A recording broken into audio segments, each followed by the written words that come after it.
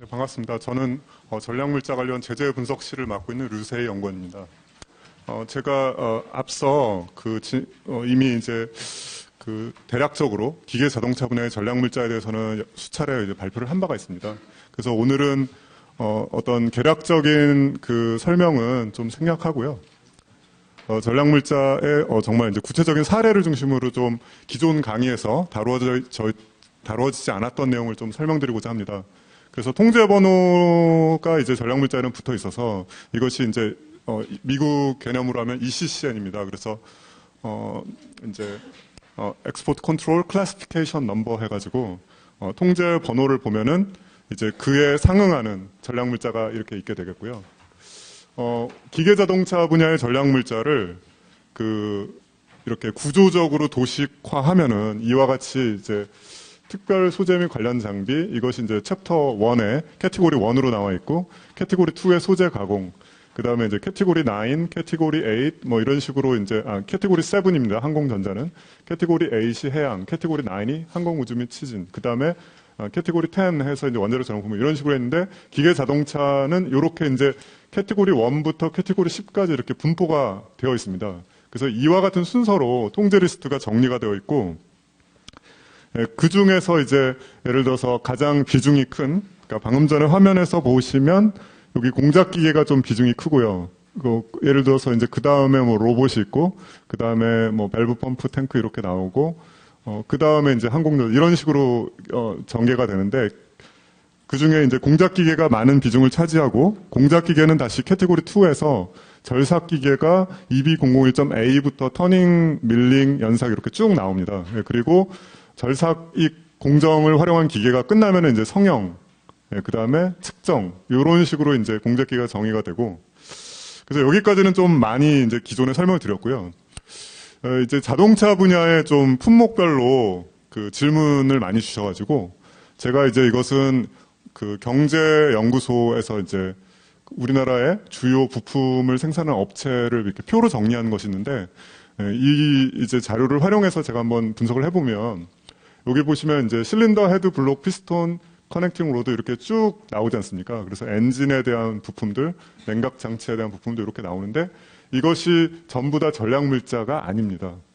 그래서 뭐 연료 탱크 펌프 뭐 이렇게 쭉 있죠. 오일 펌프 이렇게. 다만 예를 들어서 군용 차량일 경우에는 전략물자가 될 수 있는데 이것은 이제 민수용 차량을 전제로 전략물자 아니라고 말씀드릴 수 있겠고, 그 다음에 민수용 차량이라도 특수한 경우에는 우리가 군용에 준하여 전략물자로 볼 수가 있는데, 그런 특수 기능이 방탄 기능이 있거나 아니면 타이어가 이렇게 공기가 유실이 돼도 일정 기간 운영할 수 있거나, 아니면 무기를 이렇게 거치할 수 있는, 마운팅할 수 있는 장치가 있거나, 아니면 등화 관제라고 해서 조명이 멀리서 이렇게 관찰되지 않도록 처리하는 그 네 가지 중에 어느 하나가 들어가 있는 민수용 차량은 이제 군용으로 좀 볼 수가 있는데요.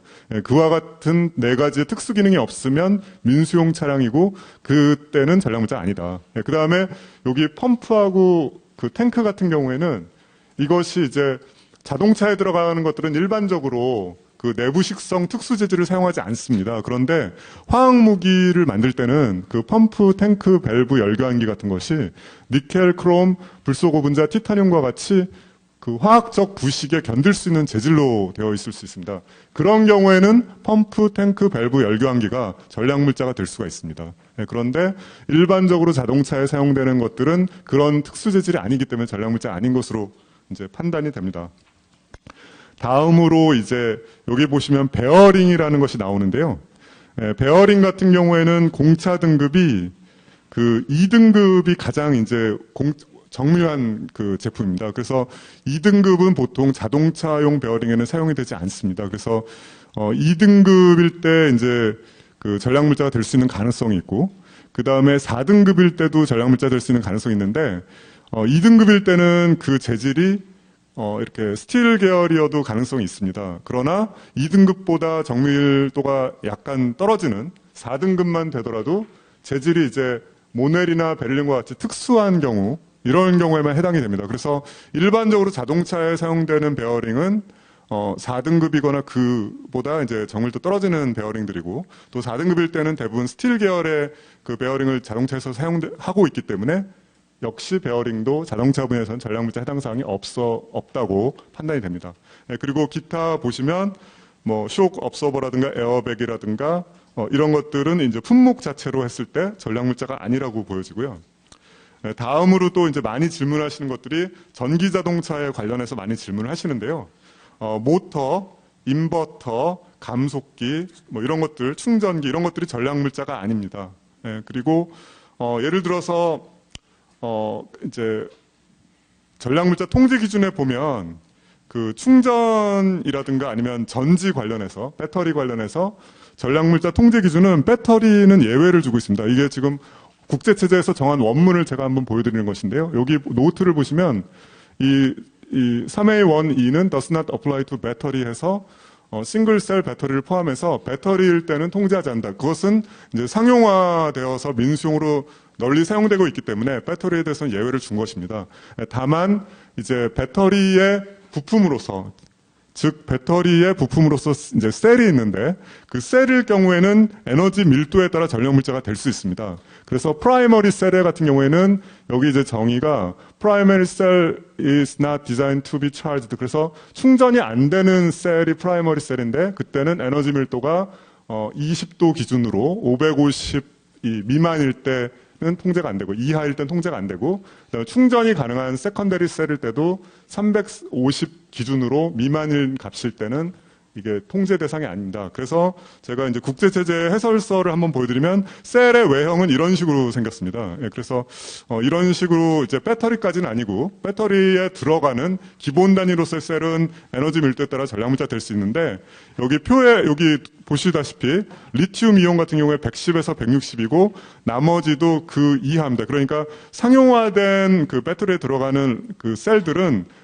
리튬 이온이 가장 밀도가 큰데 그것도 160이지 않습니까? 근데 전략물자는 350, 또 프라이머리 같은 경우는 충전 안 되는 경우에는 550. 그래서 우리 배터리에 들어가는 셀은 또 해당 사안이 없다. 그렇다면 어떤 것이 전략물자 되겠느냐? 그것은 이게 단방향으로 가벼운 그 시스템인데도 에너지를 이제 크게 줄 수 있는 그런 것이 이제 미사일에 사용됩니다. 그것도 뭐 어뢰라든가. 그래서 그런 것들은 이와 같은 형태로 이제 셀이 구성이 돼 있어서 상용화된 셀과는 관계없다. 그리고 이런 것들은 이제 에너지 밀도가 뭐 590이라든가 550이라든가 이 통제 기준을 이제 초과하는 그 어떻게 보면은 그 부피 대비에 굉장한 추진력 낼 수 있는 그런 셀만 통제하고 그조차도 배터리화돼 있으면은 면제를 주고 있다. 그래서 이렇게 말씀을 드리겠고요. 그 다음에 또 많이 질문하신 것들이 이제 로봇입니다. 로봇은 여기 보시면 로봇은 다음의 경우에만 전략물자가 되는데 그 전략물자가 처음에는 4가지였습니다. 그래서 처음에는 3차원으로 영상 처리할 수 있는 로봇도 전략물자였는데 이것이 이제 3차원 처리 기능이 보편화가 됐어요. 그래서 마이크로소프트사가 개발한 키넥트라는 센서를 사용을 하면은 굉장히 이제 저렴한 가격에도 3차원 영상 처리가 가능해집니다. 그래서 3차원 영상 처리가 가능한 로봇은 전략물자에서 제외가 됐고요. 남아있는 것은 이제 그 방사능에 견뎌서 그러면서도 이제 그 로봇의 역할을 할 수 있거나 이게 C번이고요. B번은 폭발, 그 익스플로시브 유닛, 그러니까 폭발 환경에서 작동할 수 있을 때도 전략물자가 되는데 이것도 자동차 공장에서는 그 페인트 스프레잉 로봇이 있습니다. 그게 화학 환경상 폭발에 견딜 수 있게 로봇이 디자인되어 있어요. 그래서 그것은 또 예외를 줍니다. 그래서 자동차에서 어떤 페인트 스프레잉을 위한 전용 설계된 로봇은 또 예외가 되고, 그것을 제외한 이제 어떤 폭발 환경에서 작업할 수 있는 로봇과 방사능 5000 GY 이게 뭐 그 이제 방사능의 어떤 단위죠. 그것 이상일 경우에만, 그 다음에 3만 미터 이상일 때 그 작업할 수 있는 것이 또 로봇인데 이것은 그 스페이스용입니다. 그러니까 요즘에 이제 미국 같은 경우에는 우주 공간에서 작업하는 로봇을 이제 통제를 하고 있는데 그 통제 기준이 3만 미터 초과하면서 작동할 수 있도록 전용 설계된 것. 이렇게 이 BCD의 조건에 해당할 때만 전략물자고요. 그 다음에 그 조항이 로봇 본체가 그렇게 통제가 되고 그 다음에는 컨트롤러가 통제가 되고요. 그 다음에는 엔드 이펙터가 통제가 됩니다. 그래서 예를 들어서 로봇에 감속기가 들어가는데 감속기는 컨트롤러도 아니고 엔드 이펙터도 아니어서 전략물자가 아닙니다. 그런데 공작 기계는 또 이게 컴포넌트로 이렇게 들어갈 때 이제 그 상황화에서는 또 따져봐야 되는 부분이 있는데 어쨌거나 로봇은 그런 부분 그리고 우리가 이제 그 로봇이라고 통제 기준에 나와 있지는 않은데 일본의 통제 기준이나 한국 통제 기준에 보면은 원격 조종 장비라고 해가지고 리모틀리 아퍼레이티드 비클이라는 게 이제 그 전략물자로 들어와 있습니다. 근데 이것은 모든 그 원격 조종 차량이나 원격 조종 로봇을 통제하는 것은 아니고 Specially Designed for Improved Explosive Device 해가지고 그 폭발물을 처리할 수 있도록 전용 설계된 원격 조종 차량이나 원격 조종 로봇만 통제합니다. 그래서 그런 폭발물을 처리하는 그 전용 설계된 로봇이나 원격 조종 차량 아니면 또 해당 사안이 없습니다.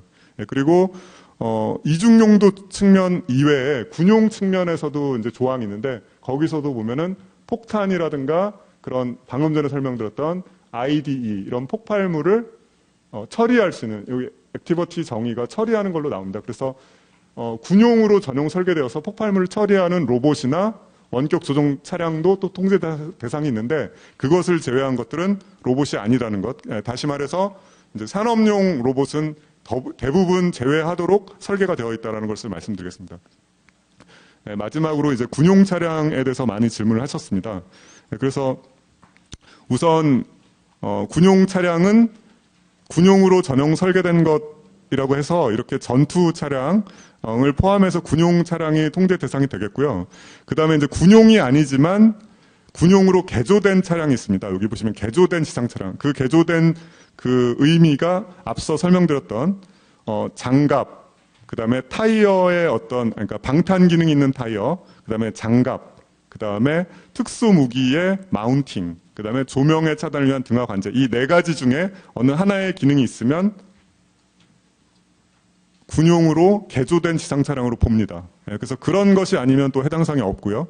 그 다음에 전륜 구동이면서 뭐 이렇게 추가 휠이 달려 있고 4,500kg 이상의 중량을 가진 트랜스미션, 그 다음에 비포장 도로용 이런 조건을 모두 만족할 때 또 전략물자가 되는데 이것은 이제 그 굉장히 이제 튼튼한 차량으로서 그 어떤 병력을 또는 어떤 무기를 이송하는 데 사용될 수가 있어서 그것은 전략물자로 묻고 있고 그것을 제외한 것은 이제 전략물자가 아닙니다.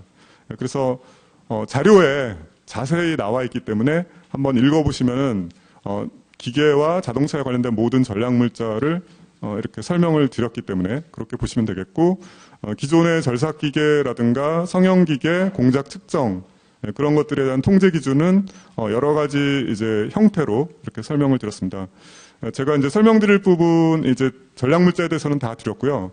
그 한국의 상하어가는 이렇게 이제 어떻게 보면은 그 품목이 굉장히 간소화되어 있는데 일본의 상하어가는 WMD가 40개가 있었고요. 그 다음에 재래식 무기에 대해서도 34개가 있습니다. 근데 여기 보면 32번까지 나와 있는데 여기 1 아래에 1-1-3 이 두 가지가 더 있어가지고 결국에는 재래식 무기 상하어가는 34개가 되고 WMD에 대한 상하어가는 40개가 있는데 이 차이점을 많이 질문들 하십니다. 그런데 차이점은 WMD 상하어가 쪽은 이제 특성은 그 대량 파괴 무기 만들 때 사용될 수 있는 물건의 개념이고요. 그 다음에 비화이트 국가를 그 수출 국가로 해서 물건이 갈 때 대상이 됩니다. 그런데 재래식 무기 쪽은 특성은 재래식 무기를 만들 때 사용할 수 있는 물건이고 그 다음에 수출 대상 국가가 UN 무기 금수 국가입니다. 무기 수출이 금지된 국가. 그래서 우리나라는 거기에 해당되지 않아서 책자에 이 재래식 무기는 없는데 문제는 우리나라를 거쳐서 경유해서 UN 무기 금수 국가, 예를 들어서 뭐 북한이라든가 이라크라든가 수단이라든가 이렇게 가면 그것도 해당됩니다.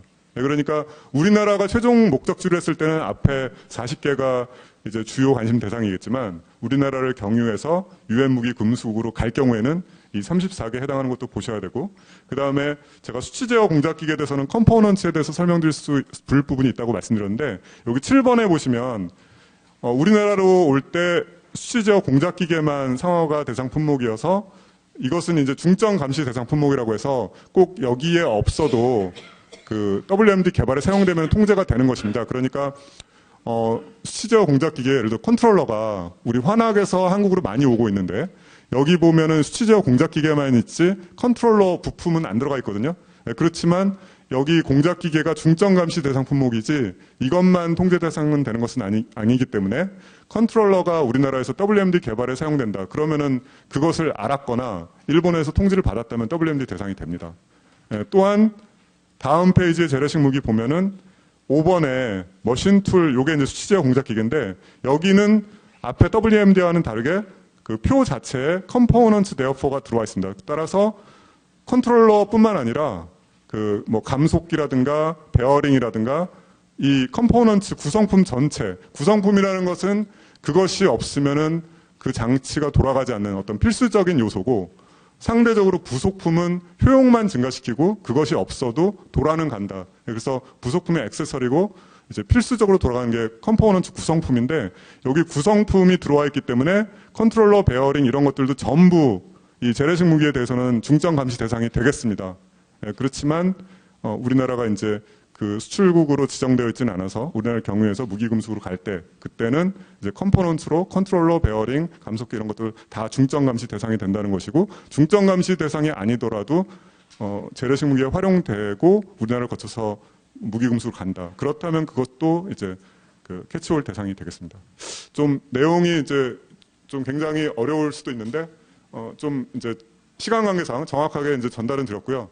자료를 보시면서 이후에 또 상담 문의를 해주시면 또 설명드리겠습니다. 감사합니다.